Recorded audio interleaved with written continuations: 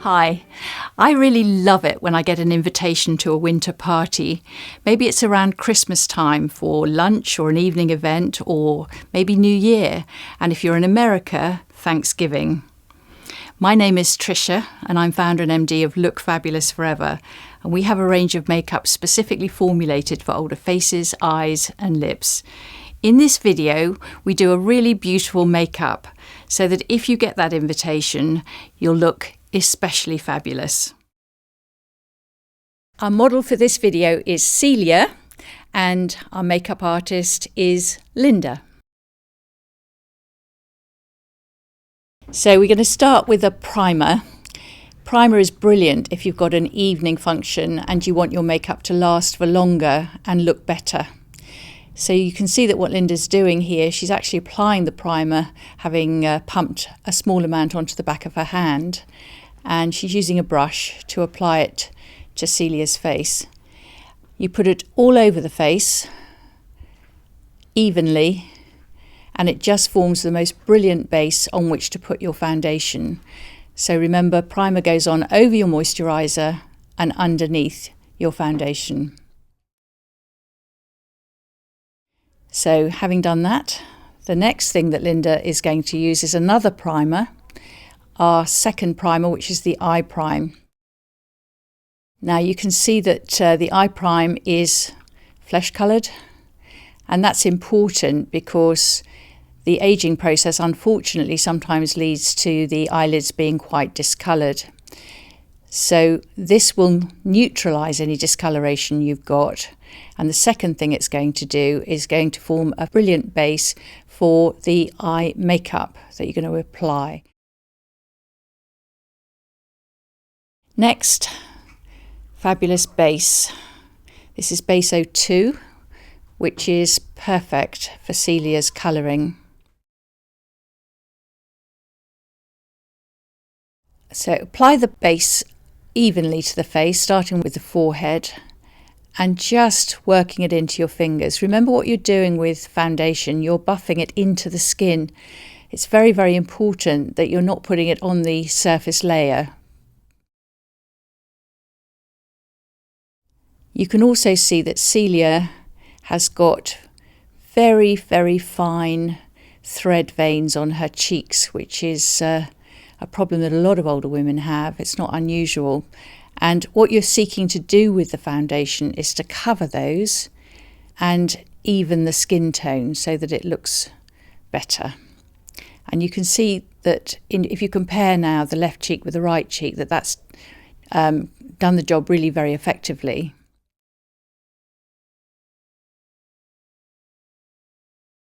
The next thing that Linda is going to do is she's going to use the Conceal, and the idea of this is really to add some extra help to those areas that need it. So the inner corners of the eyes, either side of the nose, is often a very good place to put concealer. That area can become quite blue with age, and it creates that sort of hollow-eyed look that some people have. Celia actually has gorgeous eyes.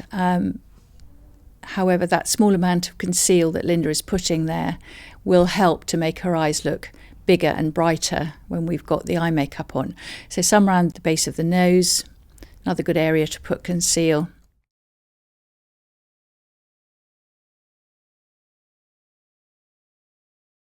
She's using our concealer brush 4, and just a small touch, not much, on the thread veins that she has. We've done a really good job of covering them up with the foundation, just to make sure that they don't come through.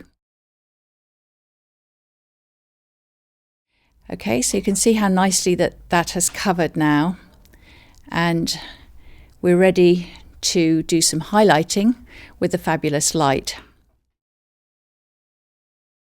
This is really, really helpful if you're going to a glamorous evening event, because this will give shape to the face, but it also makes your eye makeup look better. You can see that what Linda's doing with this, she's using the integrated brush and patting it into the skin. She's kind of created a V underneath the eyes. Highlighter is also a very lightweight under eye concealer, so if that area is a bit purpley or a bit blue, this can really help it to look better.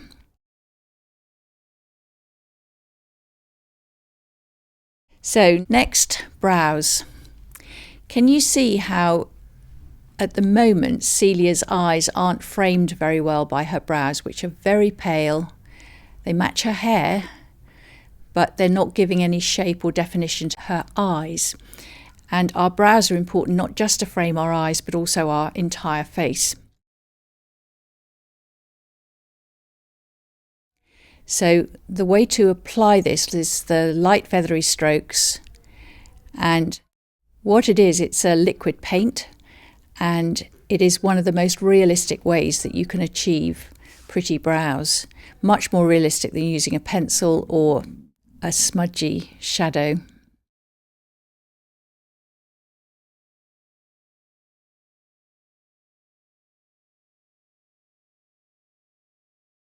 Lovely. So you can see now that the brows look better, they're better defined, but they're not kind of too heavy.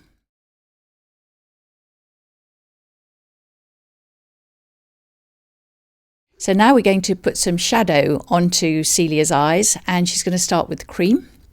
Remember, we've already applied the eye prime, so using brush 7, you can see that what Linda is doing here is she's literally applying this over the entire area of Celia's eyelids.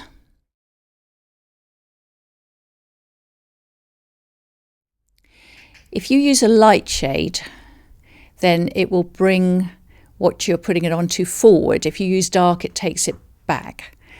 So if you want something to look bigger, you use light, and if you want something to recede and therefore disappear, use dark. So what you can see that Linda's doing here is she's putting the taupe just up above the natural socket line and into the socket line as well. You'll see it better on this eye, I think.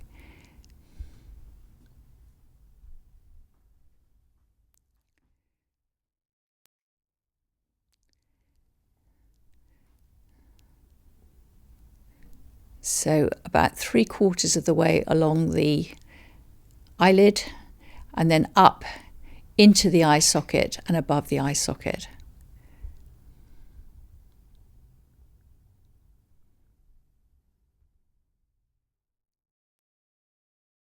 Now Linda's going to use a third eye shade, so she's used cream and taupe so far. Now she's going to use our charcoal, and she's using a wedge shape brush, which is our brush number 8.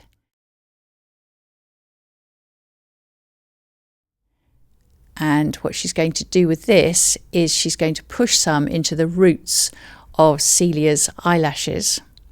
And the effect of that is to create the illusion that she's got thicker eyelashes than she has. What eyeliner is brilliant for is to make the eyes look bigger and the eyelashes look thicker. But if you use quite a hard, say, waxy crayon or a kohl pencil, it looks very, very hard on an older eye. This is much more subtle, and I think it's a lot prettier.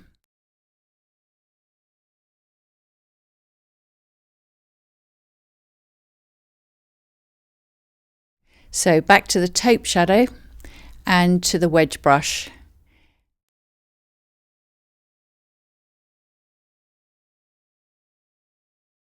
And now she's going to put the taupe on the outer edges, the outer third.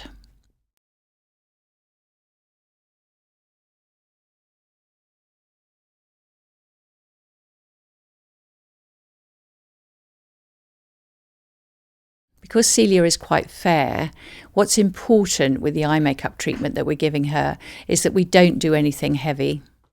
If we started putting really dark colours onto Celia's eyes, then the effect would be far, far too dramatic in her face and with her hair. So back to the highlighter pen, and now that Linda has added the taupe eye shade, she now knows where to put the highlighter onto the brow bones. Remember that where we put it before was onto the top of Celia's cheekbones, and now onto the brow bone, which is a lovely way to make the brow bones look better, more noticeable. Highlighter is fantastic for just doing that contouring and shaping that adds a je ne sais quoi to the face. It's really hard to put it into words, but once you used it and actually see the effect of it, it's absolutely brilliant. So we're now using it really more or less all the way round Celia's eyes, underneath, out to the side, and then onto the brow bone. So next thing, essential, is the mascara. And our mascara is not going to volumize or clog Celia's lashes, but it is going to add some thickening effect. So starting with the lower lashes.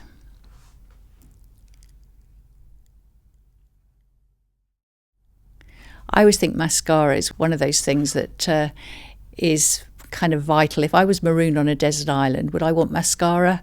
If I could only have one thing, would I prefer to have mascara or something like blusher? I'm not sure. But certainly mascara makes a massive difference to eyes when you apply it. So the lower lashes are done, and now Linda's going to put them on the upper lashes. And when you're applying a mascara, remember, wiggle, wiggle up. So you're working the mascara into the base of the eyelashes first and lifting them so that as the mascara dries, if you've lifted them up, and of course you can curl your eyelashes first if you like, then it really makes the eyes look so much bigger and more open. Right, so the mascara is now done, and Linda's ready to add that essential pop of colour to the cheeks with our peach cream blusher. So if the mascara is the essential last item to add to the eyes, then the blush is the last essential item to add to the face. And where you put it, it's quite simple. It's really onto the cheekbones. So you start in the centre of the eye, go down slightly, and start patting it into the skin. Our blusher is a cream to powder formulation. It's really easy to apply, it's easy to control. And I personally think that using a cream blusher on an older face is far preferable to using a powder blusher, just because if you use powder blushes, then the problem can be that they sit in any fine lines or wrinkles that you've got. So our third primer, remember we put on an eye primer, a face primer, and now we're going to put on a lip primer. And the lip primer goes onto the edges of the lips, and what it's for is to ensure that your lipstick stays put, lasts longer, and just generally looks better. What it prevents is any feathering or bleeding that you might have of your lipstick into the edges and the lines around your mouth. So put it on, allow it to dry, which takes seconds, and then you're ready to put on any colour. Now we're not going to put a really vibrant colour onto Celia. Linda and I discussed it beforehand, and we feel that with her colouring, what would be really pretty for her evening occasion would be our Sweet Pea lipstick. And Linda's going to apply it with a lip brush. We've chosen Sweet Pea lipstick because it's soft and pretty, and we think it will best complement the other makeup that we've applied to Celia. And because we also know what outfit she's going to wear, we think this is going to be perfect with it. We're just going to finish with a touch of glamour, a tiny bit of lip shine. We're not going to rub it all over the lips, we're just going to dab it on and put a little bit in the centre. This will make your lips look fuller and more luscious. It's just a lovely finished effect for an evening party look. So doesn't she look gorgeous? So the makeup's finished, and we'll show you the total finished effect in a moment when Celia changes into her outfit.